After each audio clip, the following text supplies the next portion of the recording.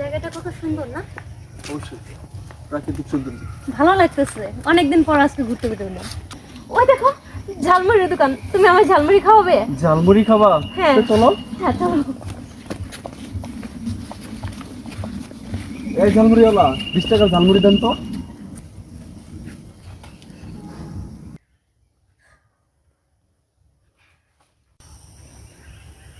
এই 20 টাকার ঝালমুড়ি দিতে এতক্ষণ সময় লাগে?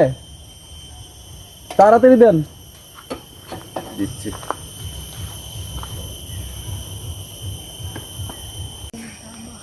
এই মুরব্বি, আপনার সমস্যা কি? একটা মেয়ের দিকে কেউ এতক্ষণ তাকিয়ে থাকে? আপনার ঘরে কি এরকম মেয়ে নাই? এক ঠ্যাং তো কবে চলে গেছে, বয়সও তো কম হয় নাই, বেসন ঝালমুড়ি, তারপরে চোখের লজ্জা শরম যায় না এখনো। মেয়ের বয়সী মেয়ের দিকে এইভাবে কেউ তাকিয়ে থাকে? আপনি কি রাস্তায় ঝালমুড়ি বিক্রি করতে আসেন, নাকি এলাকার যুবতী মাইয়া করে দেখতে আসেন? বাবা, তুমি এটা কি বললা? আমি একটা মেয়ের দিকে তাকাই আছি, এরকম মেয়ে তো আমাদেরও আছে। এটা তো আমার কোনো অপরাধ না।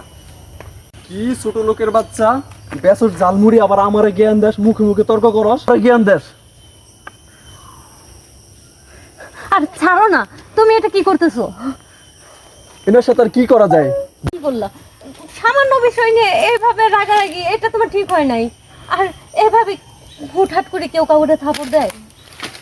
আমি কাকে মারছি? একজন ঝালমুড়িওয়ালাকে মারছি, যার কিনা চোখের লজ্জা শরম নাই, দুশ্চরিত্রা, চরিত্রহীন, লম্পট। হয়েছে, এবার থামো। তুমি জানো এই লোকটা কে? কে এই লোক? কে এই লোক? ঝালমুড়িওয়ালা। এই লোক কে? ছোট লোক। অনেক হয়েছে সজীব, আমি তোমার ভালোবেসে বিয়ে করছিলাম, তোমার অনেকটা ভালোবাসতাম। তোমার একটা প্রস্তাবে আমি কলেজ থেকে তোমার সাথে পালিয়ে গেছিলাম। আমি এই মানুষটার মুখের দিকে তাকাই নাই। তুমি জানো একে? এই মানুষটা ছোটবেলা থেকে আমায় লালন পালন করে বড় করেছে। এই মানুষটা ঝালমুড়ি বিক্রি করে তারপর আমার কলেজ অব্দি লেখাপড়া করিয়েছে। আর এই মানুষটার কারণে তুমি আমায় পেয়েছো।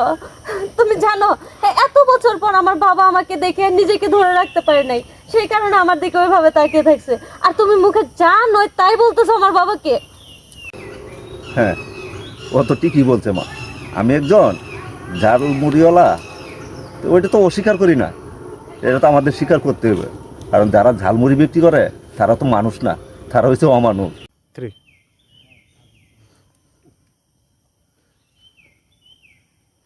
আর ঝালমুড়িওয়ালার উপরে হাত তোলা এটা তো কোনো ব্যাপার না, তুলতেই পারে, কারণ এত গরিব মানুষ, ছোটো লোক, রাস্তায় রাস্তায় দেখুন না, এই যে ব্যান চালায়া ঝালমুড়ি বিক্রি করে, ওদের কোনো মান সম্মান নাই, ওদের কোনো ইজ্জত নাই। শুধু ইজ্জত আছে ওদের মতন মানুষের, কিন্তু গরিবের কোনো মূল্য নাই। বুঝছিস মা? তুমি এবার থামো বাবা, এবার থামো, আর বললো না বাবা, আমার খুব কষ্ট হচ্ছে। সজীব দেখো, আজকে আমার বাবার জায়গায় যদি তোমার বাবা থাকতো, তুমি কি পারতে এরকম করতে? তুমি একটাবার চিন্তা করে দেখো, এরাও তো মানুষ, এরাও তো এই ঝালমুড়ি বিক্রি করে নিজের সন্তানদের লেখাপড়া করে জজ ব্যারিস্টার, ডক্টর, ইঞ্জিনিয়ার এগুলো তৈরি করে, তাই না? এদের শরীরের ঘাম ঝরিয়ে তারপর নিজেদের সন্তানের মুখের দিকে তাকিয়ে তাদেরকে মানুষ করে এত কষ্ট করে। সজীব একটাবার চিন্তা করে দেখো, তোমার বাবাও তো তোমার এভাবে লেখাপড়া করাইছে। আজকে আমার বাবার জায়গায় যদি তোমার বাবা থাকতো, তাহলে পারতে তুমি এরকমটা করতে? সজীব চাও না, বাবার কাছে ক্ষমা চাও না প্লিজ। বাবা, আপনি আমাকে ক্ষমা করে দেন, আমি আসলে আপনাকে চিনতে পারি নাই। আপনার ছেলে যদি ভুল করতে তাহলে কি ক্ষমা করতেন না?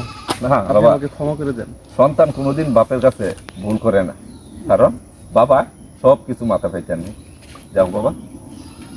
বাবা আসলে আমি বুঝতে পারিনি, আজ থেকে আপনি আমাদের সাথেই থাকবেন। ঠিক আছে বাবা। হ্যাঁ বাবা, আজ থেকে আমরা তিনজন একত্রেই থাকবো। আচ্ছা মা, যা জামাইরে নিয়ে বাসায় যা, আমি আইতাছি। হ্যাঁ, যাও।